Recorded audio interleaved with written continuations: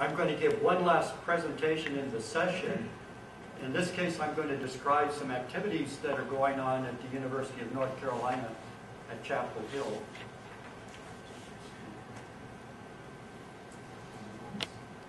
In particular, I wanted to discuss an initiative we're doing right now, which is called Student Digital Libraries. This is an opportunity for students to build their own personal digital library, but we're approaching it from this set of concepts where we want the students to decide why are they building their library, what purpose will it serve. Is this going to be a family album? Is it going to be an archivable website? Is it going to be a reference collection for class material? Given that purpose for why they're assembling the library, they then want to understand what properties do they want to define for the library. If it's a set of family photos, do they automatically want the system to create thumbnails and enable browsing across thumbnails, for instance? Given those properties, then they need mechanisms, policies, which enforce those properties. So these are the control mechanisms that decide when and where each of the desired elements of their personal collection will be created. The policies control the execution of the procedures that actually do the work. So if I need to have a thumbnail for every family photo, then there has to be a procedure that goes and generates that thumbnail. Anytime we apply one of these procedures, then we generate information that we have to manage. So I need to be able to go in and ask which of the photos in the album actually have thumbnails and are there any missing. You can then write additional policies that allow you to evaluate the properties of your personal collection to then be able to make assertions that yes, every photo in my album has a thumbnail, every photo has the required metadata descriptive information. So you want an end-to-end environment where the student has control over what they're doing, how they're arranging the material, how they're describing the information, and also how they're controlling access to their collection. So the Lifetime Library, then, is an effort that's a course at the School of Information and Library Science at the University of North Carolina at Chapel Hill. The students come into this course with some expectation of what they want to achieve. The course, from the perspective of the faculty, is a pedagogy device because as the students actually build the digital library, they change their minds about what they really wanted to do, how they wanted to name their particular files, what arrangement they wanted to use, what type of metadata or tags they wanted to apply to the data, how they wanted to control access control. So they can, over time, change their minds about what they wanted to achieve and then build a broader collection that's useful to a broader community.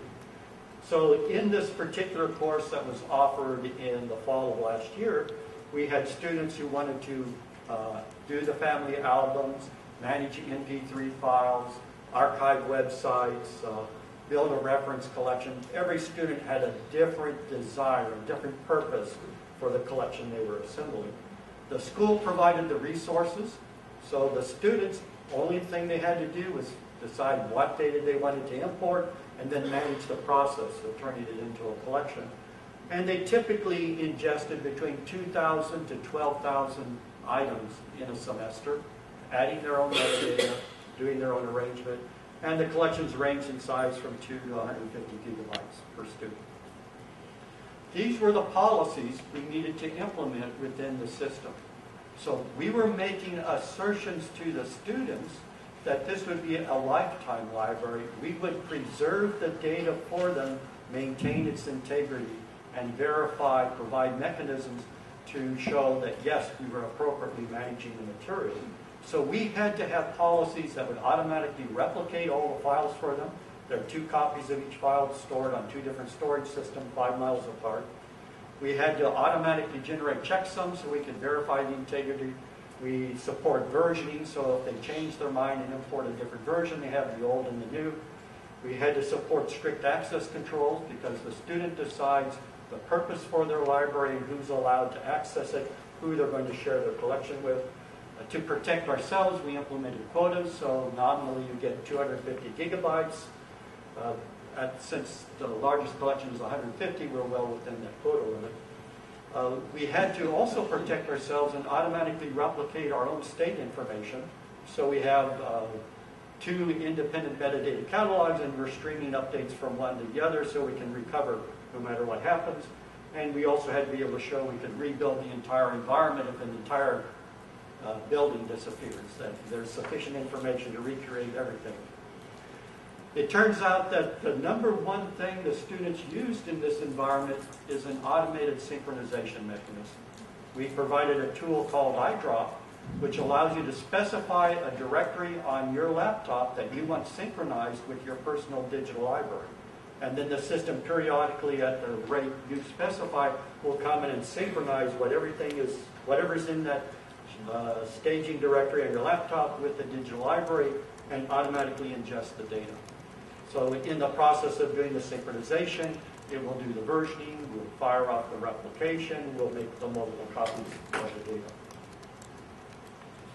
The policies that were enforced by the IROD's data grid were actually added over time. So in this environment, we did not have to upfront understand what policies were needed. We were free to dynamically add new policies.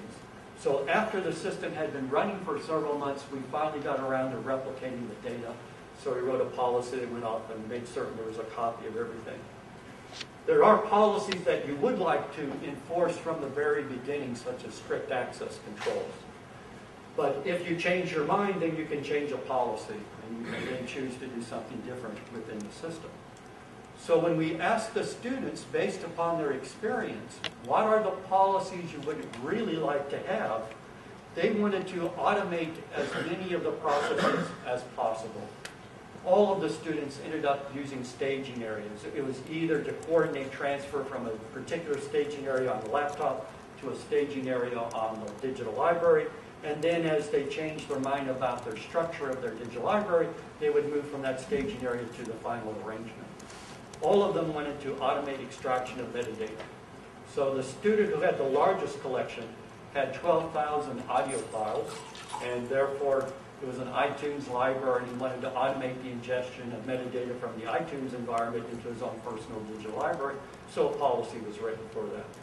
The students experimented with using metadata, attributes, and values versus simple tags.